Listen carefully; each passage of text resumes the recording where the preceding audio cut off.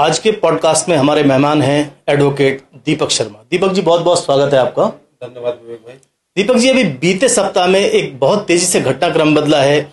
जो chief justice हैं भारत के, उनको उनके कोर्ट में एक अधिवक्ता ने उनके ऊपर जूता उछाला है। किस प्रकार देख रहे हैं आप इस पूरे मामले को?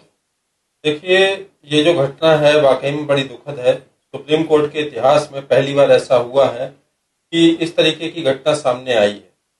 लेकिन इस घटना के पीछे आपको दो पहलुओं के ऊपर देखना पड़ेगा।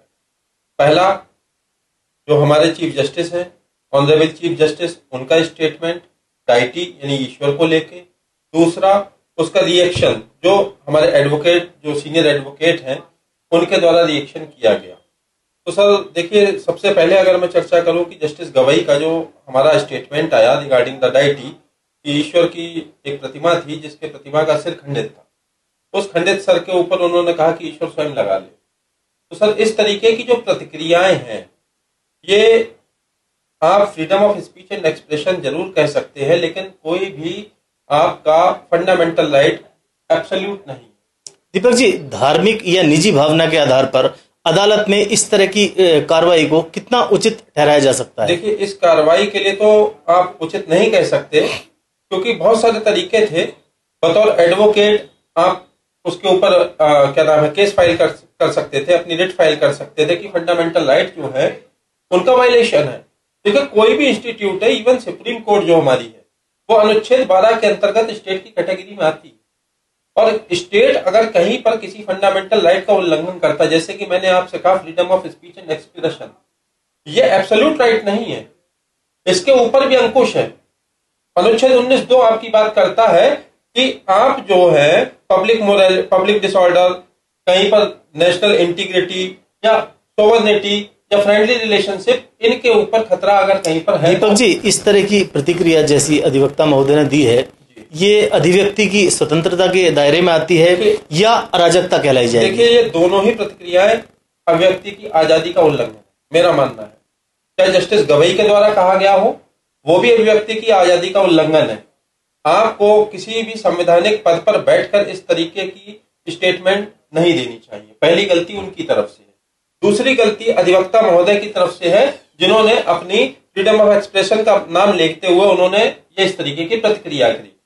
और मैं विधि का छात्र होने के नाते मैं यही कहूंगा कि प्रत्येक जो आपका मार्ग होना चाहिए वो विधि के अनुकूल होना चाहिए, विधि के विपरीत नहीं होना चाहिए। दीपक जी, इस तरह के मामले में जैसी कार्रवाई सीजेआई ने की है, उनको क्षमा किया है, ये करना ठीक है या संयम बरतना, दोनों में से क्या ठीक है? देखिए, सीजेआई महोदय उन्होंने इस चीज पे आगे संज्ञान नहीं लिया, ये चीज अलग है।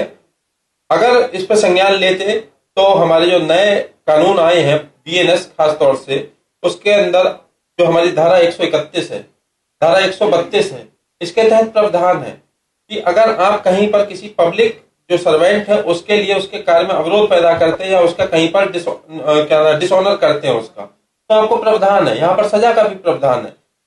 इसके अलावा कोर्ट के अंदर प्रक्रिया की गई है। कोर्ट का रिलेशनशिप ब्रीफ में अगर मैं आपसे कहूं तो बार और बेंच का रिलेशनशिप। अगर बेंच जजेस को डिनोट किया जाता है तो बार अधिवक्ताओं को डिनोट किया जाता है। इस रिलेशनशिप में कहीं ना कहीं किसी न किसी कारण से आज थोड़ा सा कहे दूरियां सी स्थापित हो रही हैं।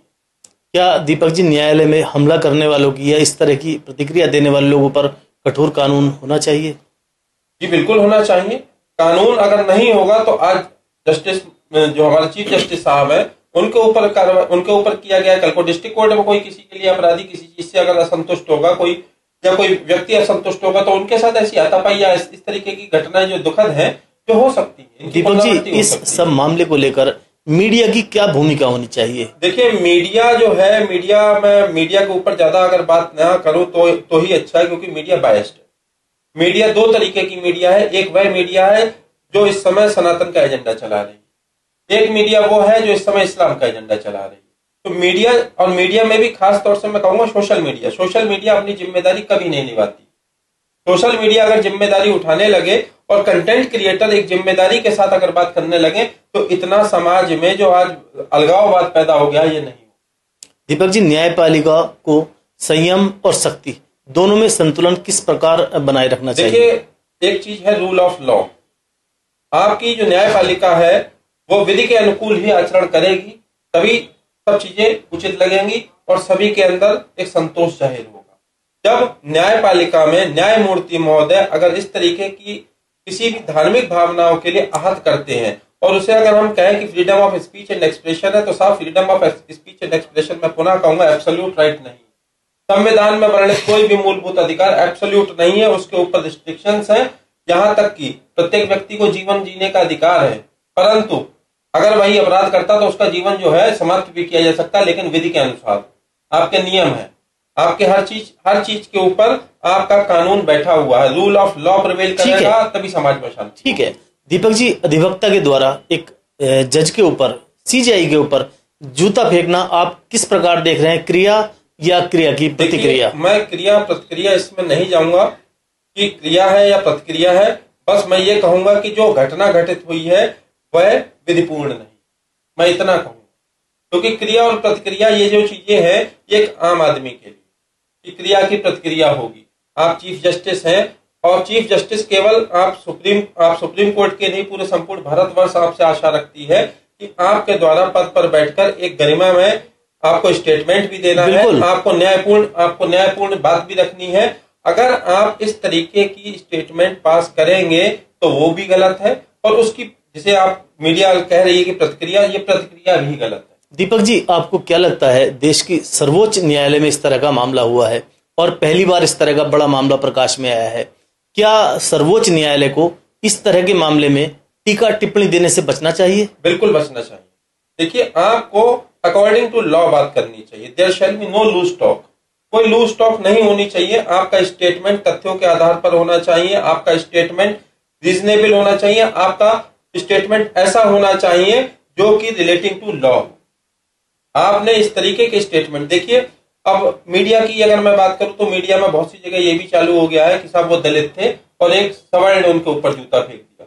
तो मीडिया जो है वो इस तरीके के एंगल्स जो क्रिएट करती है, इससे वैमनस्य ज्यादा फैलता है। मीडिया को अपनी जिम्मेदारी निभानी चाहिए, और ये जो घटना है वास्तव में बड़ी दुखद। धन्यवाद।